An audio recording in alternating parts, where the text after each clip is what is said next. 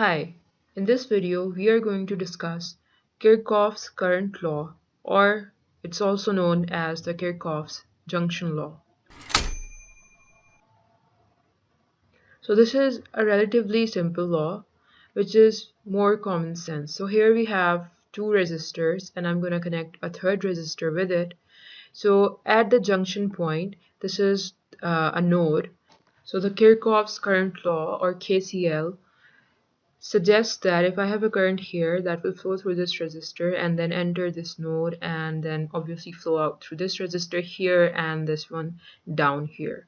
So KCL states that whatever current has entered the node, this is current I1 and this is also I1, this would be I2 and this one down here would be I3. So I1 should be equal to I2 plus I3.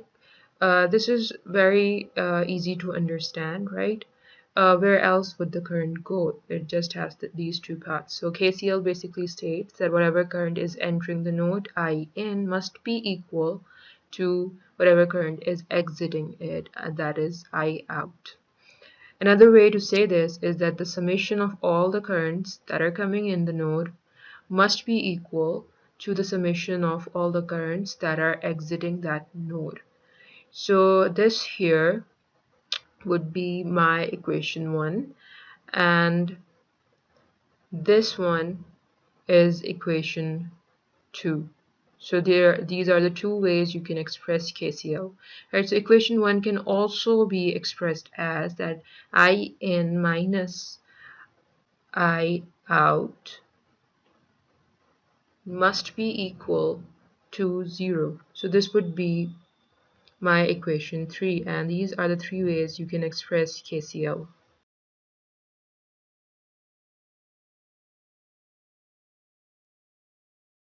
So this is one example of how KCL can be applied to an electrical circuit. So over here I've got all of these currents flowing. So the arrows marked in purple, I'm going to label them I1 and I2, and then this one would be I3, and then I4, and the last one is I5. So these are unknown to us. The rest of them are known, as you can see. So I'm going to mark node A here, then this would be my node B, and this would be my node C. So I'm going to start with node C, and you can see that here we've got three currents coming, 1 amperes, I2, and 2 amperes. So I'm going to write KCL equation real quickly. So 2 amperes is entering the node, so it should be equal to 1 amperes plus I2. Those are the two currents that are leaving the node. So I2 would be then equals to 1 ampere. And then I'm going to mark node D over here, and so the current 1 ampere is actually flowing into node D, and I'm going to write 1 is equals to, because that 1 ampere is entering the node, 3 plus I4. So these are the three currents at node D, and then I4 would come out as 2 amperes. So I'm going to mark them over here on the circuit, so 2 amperes and 1 ampere, so that I can clear the board for the next calculations. And so I'm going to mark node E over here, and you can see that I5 is entering the node plus 2 amperes is also entering the node, and the leaving current is also 2 amperes. So basically I5 comes out to be 0 amps. So basically it means that this branch over here is actually an open circuit. It does not allow any current. So now we're going to move to node F, and basically over here you can see that I3 is entering the node plus 2 amps is also entering the node, and the leaving currents are 5 amperes and I5, which in this case is 0. So I3 comes out to be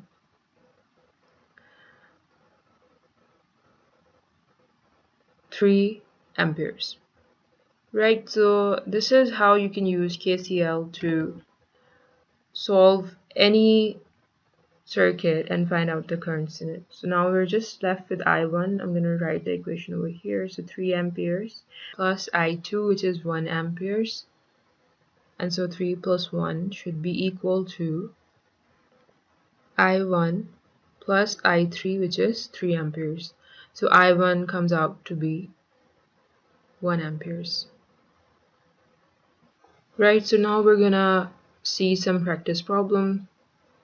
And in this problem, you have to determine these currents that I'm marking with red pen over here. You can hit the pause button here and solve it and then resume your video to see the solution for it.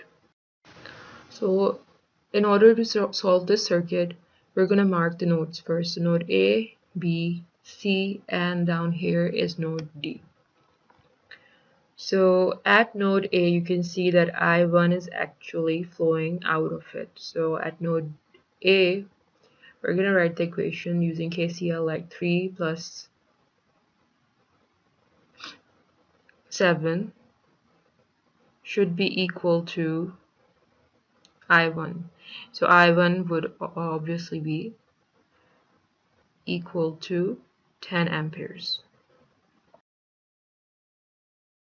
And then at node B, we've got I2 is entering is equals to 7 plus 10 amperes, and therefore I2 would be equal to 17 amperes.